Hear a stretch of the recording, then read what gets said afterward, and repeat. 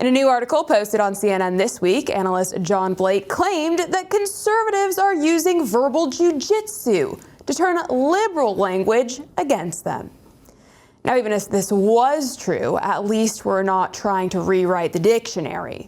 The piece goes on to say, quote, Republicans are masters of verbal jiu-jitsu. It's a form of linguistic combat in which the practitioner takes a political phrase or concept popularized by their opponent and gradually turns it into an unusable slur. The slurs he refers to, and terms such as critical race theory, social justice, woke, diversity, global warming, etc. He says conservatives have, quote, redefined these words in order to combat the left's talking points and ideology.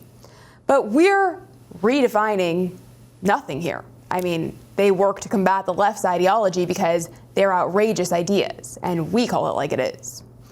Joining me now to discuss, director at MRC-TV, Eric Scheiner. Eric, thanks for being with us. Wow, this CNN article in itself seems like a digital jiu-jitsu to me. I mean, Eric, correct me if I'm wrong, but isn't it the liberals who are always changing the language? I don't think any verbal jiu-jitsu is required on our end to make them look like the fools they are.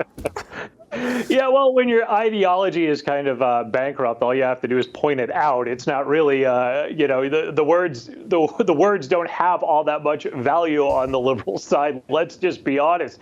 But I don't understand what they're complaining about. I mean, I saw Joe Biden speak in Hawaii the other day, and boy, his eloquence. Oh boy, I mean, he's a master jiu-jitsu linguist right there, huh? He's going to take everybody out. The article is hysterical. I mean, and it's on CNN. It's not an opinion piece. Yeah. It's a piece from an analyst. CNN.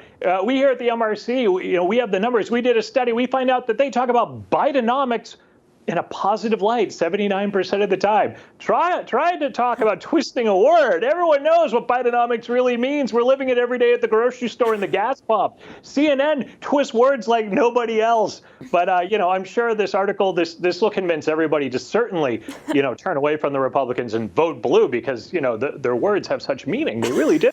They really do, and they just have to brag about that to everyone. They're really proving their point here. Well, while we're talking about jiu-jitsu, our next story comes courtesy of John Fetterman, and this is definitely some visual jiu-jitsu, or perhaps it's just sorcery. I really can't quite figure it out, but maybe you can, Eric. Now, John Fetterman recently posted this picture to his Twitter saying, quote, lost a bet with Carl, and showed what's, I guess, supposed to be himself with a new mustache. But let's take a look at the new John Fetterman next to the old John Fetterman and compare the differences here side by side. What do you think, Eric? Is this the same person? I mean, aside from the obvious facial hair change, to me, the ears seem completely different. The head shape is different. The nose is off. I mean, I know there's conspiracy theories about body doubles in Hollywood and politics, but is that what we're seeing here? Well, you can see why it spawned that debate on social media. I mean, he looks more like Walter White from Breaking Bad than he does John Fetterman that we've come to know, the guy who lurks outside and comes out of the cloakroom into the Senate to make a vote and then runs away.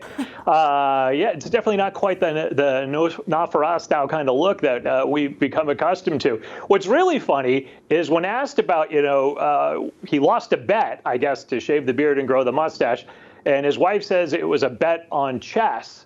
That part I totally believe. I believe John Fetterman would lose at chess. I have no doubts about that. I believe that. But the picture is amazing. I mean, it's lighting, it's different, it's angles. Is it not? It certainly is subject to speculation, and the internet had a lot of fun with it.